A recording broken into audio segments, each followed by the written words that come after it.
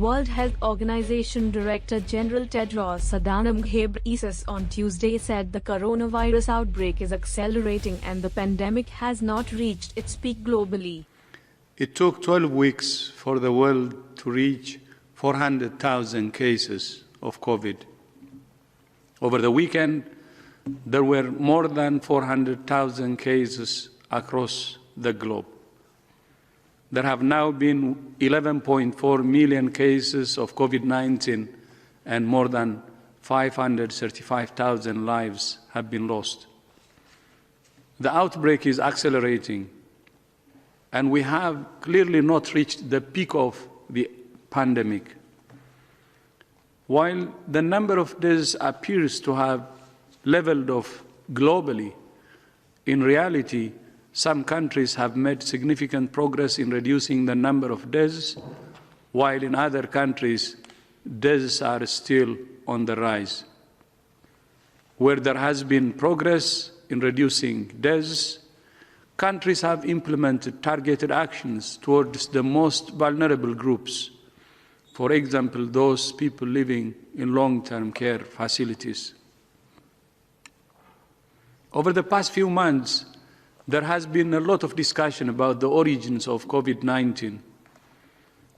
All preparations have been finalized, and WHO experts will be traveling to China this weekend to prepare scientific plans with their Chinese counterparts for identifying the zoonotic sources of the disease. The experts will develop the scope and terms of reference for a WHO-led international mission. The mission objective is to advance the understanding of animal hosts for COVID-19 and ascertain how the disease jumped between animals and humans. WHO will continue to communicate the latest scientific advances to the media and general public as we have them. In this vein, WHO continues to work with technology companies to make sure people have access to accurate health information and resources on COVID-19. Today, I'm pleased to announce that we have partnered with Facebook and Preclet.org to provide WHO's COVID-19 information in free basics and discover in a mobile-friendly format. Through this collaboration, we will reach some of the most vulnerable people who will be able to access life-saving health information without any data charges in more than 50 countries. We have launched this product in English, French, Spanish, and Arabic, and other languages will follow in the coming weeks. Furthermore, I want to thank Google for its continued support and dedication to keep the global community safe and informed, and for its recently increased ad grant to WHO. This support enables us to catch trending falsehoods early, respond to them quickly, and give people better access to life-saving information when they need it most, wherever they are in the world. This pandemic has shown the importance of being able to see each other online while being physically apart. And 20 years on from the Durban AIDS conference, a game-changing moment in the fight against HIV, leaders, policymakers, scientists, activists, and civil society are assembling virtually this week for AIDS 2020.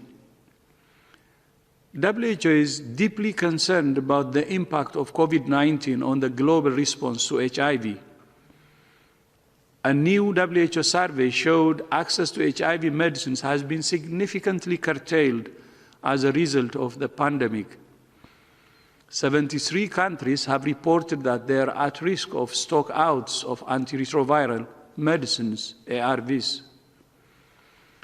To mitigate the impact of the pandemic on treatment access, WHO recommends all countries prescribe ARVs for longer periods of time, up to 6 months, while supply chains for all medicines are fully functioning. Similarly, Shortages of condoms and pre-exposure prophylaxis can prove costly, and WHO calls for countries to ensure uninterrupted prevention, testing, and treatment services for HIV. The disruptions in access to life-saving commodities and services come at a critical moment as progress in the global response to HIV stalls. Over the last 2 years, numbers of new HIV infections stabilized at 1.7 million annually, and there was only a modest reduction in AIDS-related deaths. More than 25 million people now have access to ARVs, but global targets for prevention, testing, and treatment are off target. Progress is stalling because HIV prevention and testing services are not reaching the groups that need them most. And the lack of optimal HIV medicines with suitable pediatric formulations has been a long-standing barrier to improving health outcomes for children living with HIV. Going forward, access to services for vulnerable groups must be expanded through stronger community engagement, improved service delivery, and tackling stigma and discrimination. 20 years ago, Nelson Mandela closed the AIDS conference by saying, I quote, "This is, as I understand it, a gathering of human beings concerned about turning around one of the greatest threats of humankind has faced." I will repeat, I quote, "This is, as I understand it, a gathering of human beings concerned about turning around one of the greatest threats humankind has faced." End of quote. Those words from Madiba echoed through a generation of activists and policymakers alike, and I say them today as a message to the world. More than 6 months in, the case for national unity and global solidarity is undeniable. To beat the COVID-19 pandemic and ensure that essential health services for diseases like HIV continue, we cannot afford any divisions. I will say it again. National unity and global solidarity are important more than ever before to defeat a common enemy, a virus that has taken the world hostage. This is our only road out of this pandemic. I repeat, national unity and solidarity. I thank you.